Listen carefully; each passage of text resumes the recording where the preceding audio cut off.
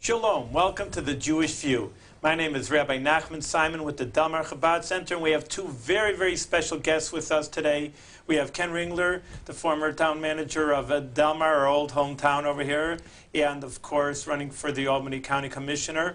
And then we have Larry Rosenbaum, who is the head of the Independence Party, but he's past president in his Jewish way of B'nai B'rith, and also now the trustee of the Gideon Lodge of B'nai B'rith. So welcome to the Jewish View. Shalom, nice to be here.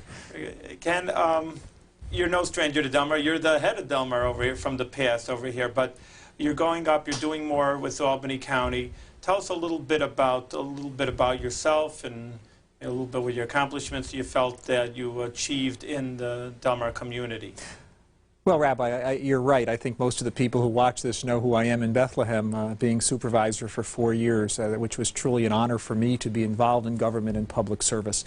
I was supervisor, as I said, for 4 years. I'm a small business person in the town of Bethlehem, and I got involved in government through community activity. I think that we have to be all getting involved in what happens in our communities, and it's not necessarily reserved just for politicians. I've never considered myself one who was just strictly a politician. I became involved through my involvement with the youth in the community, the Chamber of Commerce, and eventually involved in government. And it was truly an honor to go forward and do many of the things that we did in Bethlehem over the years and manage this wonderful community. It's a wonderful place to live, and I enjoyed working here. I did it for 4 years, and I left because I feel it's important to have new people coming into government all the time with new ideas. I don't think you should get into an office and be comfortable and be there the rest of your life. You become stagnant. I think when the people wrote our Constitution, they talked about farmers who would come into the government for a period of time and do public service and then go back to their farms. And that way you don't lose perspective as to what it's all about. Yeah, I respect you for that. It's why I see this government also. It's very good. And what do you see now, the issues in Albany County going on to a bigger... Well, we're facing great challenges in this region, in this county, primarily in the area of job development. As you know and as everyone knows, governments at all levels are changing as a result of the people asking for change. Governments are downsizing. Throughout this country, people are saying their taxes are too high, we've got to cut the cost of government. In New York State, we've had some very difficult times throughout the state over the last several years because industries were moving out of the state, new opportunities weren't being created throughout the state.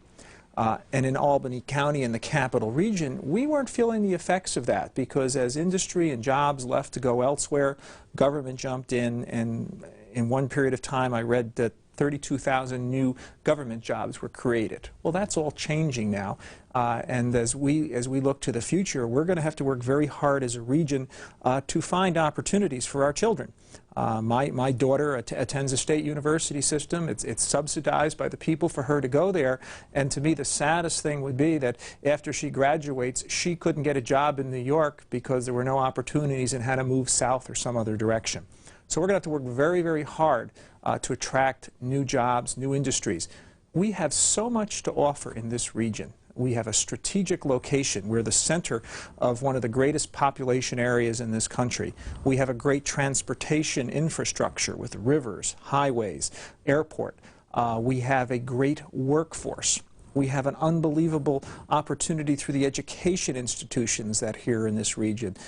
So we have so much to offer. We have to get out and sell it to the rest of the country. And I think we should be doing that as a region. We shouldn't be so parochial that, you know, Albany County is going to be out there strictly fighting to jobs. 1,000 new jobs in Rensselaer County or Schenectady County have a great economic impact on Albany County. And as a result of that, I think the counties should be working together, not opposed to each other. We shouldn't be competing with each other. We should be competing with other areas of this country and other areas of the state. It's excellent. I mean, so you have it's really, people have talked about it. I mean, now that, of course, the state jobs are going down. Governor Pataki is downsizing the government, and then people are, of course, and they tell me they're so worried about their jobs. But what do you foresee as the generally the economic forecast, so to speak, well, it's going to be Albany, the Albany County, but as you're saying, it's really the whole area. We're really all in it together. Well, you know, there is room for jobs and we're facing difficult growth. times, but I think if we all get together and take advantage of the new business environment that's being created. You know, a friend of mine who is in economic development received a fax from one of her counterparts in another part of the country after Governor Pataki was elected, and it seemed to be a different attitude in New York about business and industry, that said, I'm glad to see New York is open for business again. And that's a reality that's out there. We have to take advantage. We have to compete. It's been predicted by one group that over 200,000 jobs might be created as a result over the next few years as a result of the changes in New York's attitude. Well, we in the Capital Region have to be out there fighting for our share of those jobs. And as I said, we have a great deal to offer in this region, and I think we'll be successful. There might be a period of time, some very difficult times in the short run. There's no question we weren't up to speed on this because we weren't out there promoting as we probably should have been. But I think everyone is focused on it, and this is not just one political party against another political party. This is everybody as a region that knows that we have to get to work to bring new jobs in. One of the major ideas of the Albany County that functions is the social services, of course. Again, we're talking about federal government downsizing a little bit through the Congress and Governor Pataki downsizing. Is that going to hurt the Albany County to supply the different functions that it needs to? I mean, well, that's yet to be seen. You know, and we have to see how that plays out in Washington and then at the state. You know, people are saying that we have to reduce the cost of government. Social services is probably one of the most expensive areas of government. You know, the Medicaid and the Medicare costs have been skyrocketing over the last several years, and it's getting out of control, and we have to get a handle on it. You know, the Congress is talking about changing things so block grants come back to the states. It's to be seen as to what that effect will be on the county and the county's ability to deliver services. But I'm cautiously optimistic that we can get through this without serious impact on our taxpayers, and hopefully without a serious impact on the recipients of the benefits. One of the things that we're going to have to be looking towards in the future is the reality there's going to be less government. But however, government can be the catalyst. You know, taking care of people is more than the responsibility of just of the government. The churches, as you know, and other volunteers have an attitude that they want to take care of each other, and I think we have to build upon that attitude. You know, I can look at our own town, Rabbi, to see what a spirit of volunteerism can do in delivering services. The town of Bethlehem over the last several years has been growing in the area of our senior citizen population. Probably faster than most communities, our population has been aging. We've been providing services in government through our senior services office, and it started out with one part-time individual in there working, and it has grown. But it's not just grown in paid employees.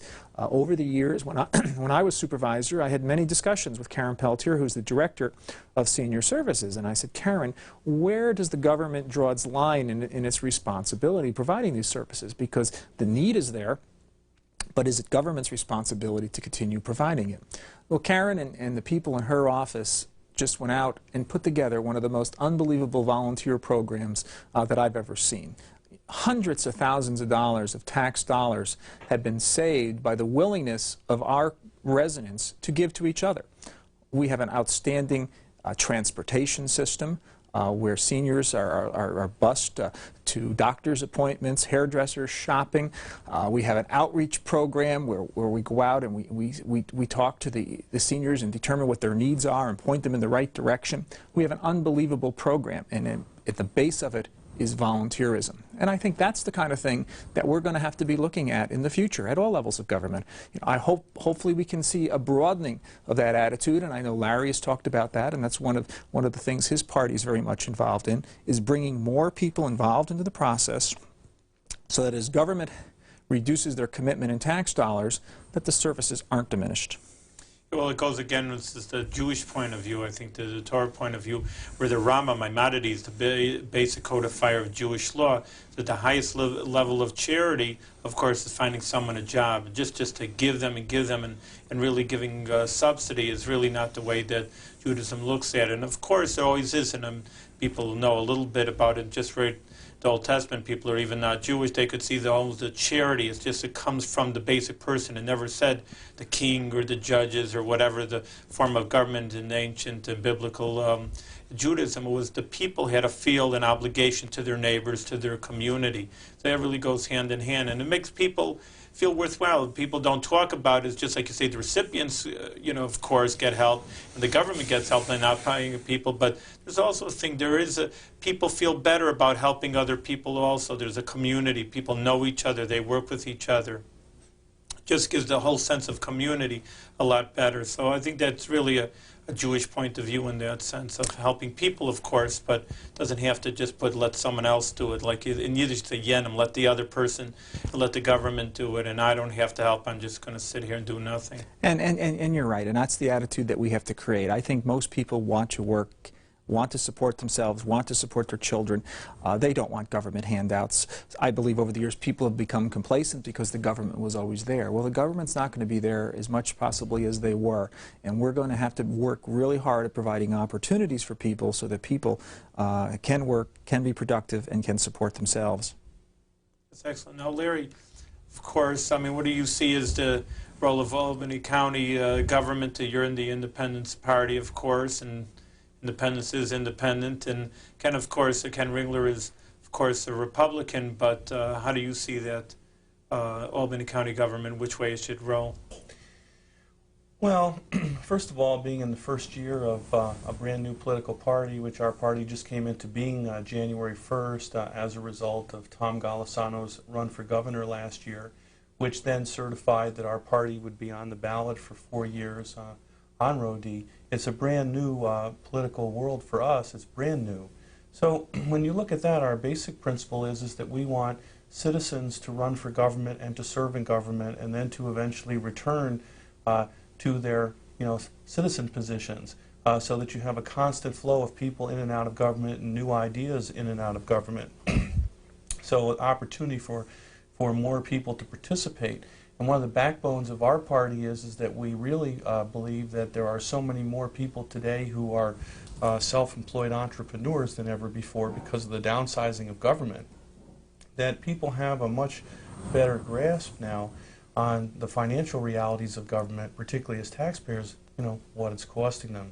As I've pointed out many times before, with the end of federal subsidies and the end of state aid, a lot of state aid to localities, with this cutback that's come down the line, federal to state to local, we taxpayers are now feeling the burden of the real costs of local government. So then it becomes a matter of, in each county government throughout the state and throughout the country, this process is going on, of assessing how modern county government is being administered, and what changes might need to be made to make it operate more like the other industry or state government, all these that have gone through downsizes and changing, which has of course all been caused by the technological revolution which has taken place. So everything is changing substantially, and it's a time of opportunity. Change is always a time of opportunity.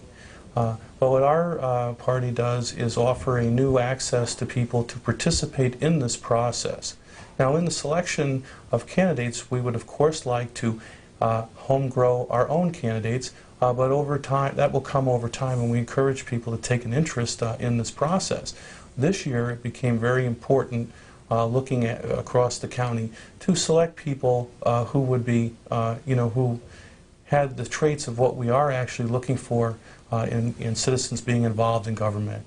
And if you notice, especially here in Mr. Ringler's case, we have an appreciation for the fact that he is a private businessman who has a great deal of experience as a private business person, who wants to give of time and of himself to serve in government, but not that it necessarily would be a lifelong, occupation. That's what we are looking for and the type of person that we are interested in seeing. And then the other thing is is that when people are elected in government, it becomes important that they do provide the open access to the citizenry and the volunteers. And particularly in Mr. Ringler's case, the history on the senior citizen volunteerism is quite an excellent example. And so therefore to have him, you know, for us, for county executives, seemed like a logical choice. That's excellent.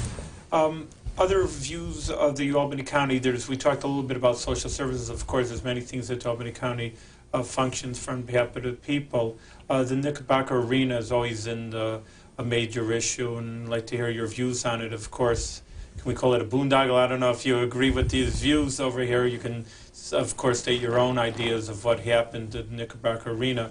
But it is losing money. I think that's a fact, and it's nice to have. I mean, it's nice to being there, but is it worth it for the county, or do you think it should be a government function or a private? Well, the reality is the Knickerbocker Arena is there, and it's not something that you know, we could just close down and have it go away and not be a problem. It's a wonderful facility. I think we all enjoy it. I think you just said that. It does cost the taxpayers a great deal of money, and if there's ways of mitigating that cost, I think we should be doing that. Perhaps a sale is in order if we can find somebody to purchase it and eliminate the debt service that we have to pay, which is that together with operating losses, probably about $5 million a year. If we can take that off of the tax rolls, I think we would all benefit from that. But it is a wonderful facility, and we all enjoy it, but it costs us too much money right now. Of course, that we were talking about before, and I think a lot of people, and you know, of course, I'm always in contact with a number of people in the community talking about one thing or the other. Try to talk about Judaism, but then gets off on either politics or business, or they're telling me, you know, what's happening with their businesses. And people would like to see more of a boom situation. We talked a little bit about before the economy. Albany County Airport, I mean, again, goes hand in hand. Knickerbocker Arena is a good idea if it would. I mean, if it would make money, of course, that to build up this community, many businessmen would like to see, and you said it yourself, is just that really what's run New York State has so many natural resources, especially where we are so centered. People say in New York City, you know, there's so many Jewish people, they don't even know where Albany is. You ask them, I think, where the capital of New York State is. Incredible. You know, they don't even know their own capital. But in any case, that I says, you know, we're 3 hours from New York City, 3 hours from Boston, 3 hours from Montreal. I mean, these are like the three biggest. With 3 hours nowadays, it's just a little bit of almost a commute for the most part. And like you say, the rivers and roads right in the middle. If you take a map of the turnpike, there's Albany just right at the cross section. It's a wonderful place we live, isn't it? Yeah, but the businessmen cry that they don't feel that the people are there, the business climate is there enough for them to grow. Well, we've all done very, very well in the retail, the service sector over the last several years because of state government and where it was. That's changing now. I can see that reflected in my own business, that, you know, it's been adversely affected. So we've got to get back on track and get us moving. One of the nicest things that I saw as I've been traveling around this county is a program that started in the city of Albany. An incubator, a business incubator in the Arbor Hill section of the city, where people who may not have had an opportunity in the past to get into their own business are doing so. And the incubator provides services that they share, and for a very, very small amount of money, they're able to start up small businesses. And a couple of young people that I met while I was touring, it was just so wonderful to see the smiles on their faces as they started a new business. One of the business I saw was a pager service that was at this facility. There was a printing shop, all under one roof, and all providing opportunities to people who may not have been able to do it otherwise. And we have to create these opportunities in our inner city. One of the things that we have to think about is that you know, the inner city in Albany and the city of Albany is an integral part of this county and this region. As the city goes, so goes the rest of the county. So we who live in suburbia just can't ignore the problems that are existing in that inner city. And we have to be working to create opportunities there that will have a ripple effect on the rest of the county. And that's just one program that I've seen that I think should be expanded as time goes on, and hopefully will be, because there's nothing like seeing someone start out and live the American dream of starting their own business. think that's important. I mean, just for everything. And the taxes, I mean, would you see that the budget goes down? Of course, taxes is always the #1 issue in the homeowners, and of course, that everyone would love to see it go down. I know when they've done a good job in Delmar South, that the taxes have been going a little bit down, and even though this is a affluent suburb, but even with, I don't have to get into the Delmar idea here, that those are issues in its own right, that people are pro-business, or they just want to see it a bedroom community with the nice and the homes. But Albany County itself, I mean, they are running surpluses from the previous administrations, and therefore that you see the taxes going down, or well, you know, taxes is an issue that we have to confront. We all have to confront. If you look at New York State over the last several years, we were on a per capita basis #2 in the nation for taxes, and that's the reason so many opportunities have been going elsewhere. And that's something that we all have to take a hard look at. That's what Governor Pataki has been trying to say that we need to do. And we have to cut the cost of government so that New York will be attractive to industries and to businesses, so that we can create opportunities for our children. So that's an issue we have to be looking at. We have to look at delivering services in the most economic way that we can do it. People still want services, okay? They just don't want to pay for them in many instances, and that's a reality. So governments at all levels have to be looking at how we can deliver those services more efficiently, and how we can continue providing the necessary services that government should be providing, but also looking at whether, at all services, and determining whether or not they're government functions. Perhaps they shouldn't be. As I said, government can't do it all, but government can be the catalyst. And I go back to that incubator where, government is the catalyst in providing some benefits to get these businesses started. But eventually they come out of that incubator and they're on their own, and they're not draining the taxpayer. That's excellent over here. You have any feelings about the Albany County Airport? Well, I'm very pleased that the Albany County Airport is moving towards having a new terminal and a new gateway to the capital region. So many people who come here who want to start a look at this region for a new opportunity, that's the first thing they see is our airport. And right now, I don't think in the past, it certainly hasn't been something that provides the greatest image for our region. We have a new authority out there, Mr. John Egan, who's running the airport operation, is a superman. I know him very well, and if anyone can bring this airport to completion, John Egan can, and I think we'll all benefit when that happens. Rabbi, there is one thing to say about the airport that makes it unique throughout the country that I found when traveling. Many airports, like an airport like Chicago, of course, or something, but if you need to fly somewhere, you have to have a tremendous amount of lead time, and you have to really make sure it's very difficult to make the plane. You have to really plan for it. Albany's still one of the only airports where you can get from curbside to the plane seat in 5 minutes. All right. Well, it's interesting because I guess I have mixed feelings. I like to see opportunities in the Jewish community grow, because there's so many Jewish people in New York, and they aren't going to the suburbs because we don't have to, with New York City here now, that's not for us. But, they go to Monroe, and they're going to just suburbs, Rockland County, as people know the Jewish community moving out to the suburbs. And as a vibrant Jewish community, we'd like to say, all right, we're the next step over. And there's talking about the Catskills and to maybe be the next place. We're not that far from it. So I have my, if there's more business opportunities, people are not just going to come for nothing. If there's more business, people come. And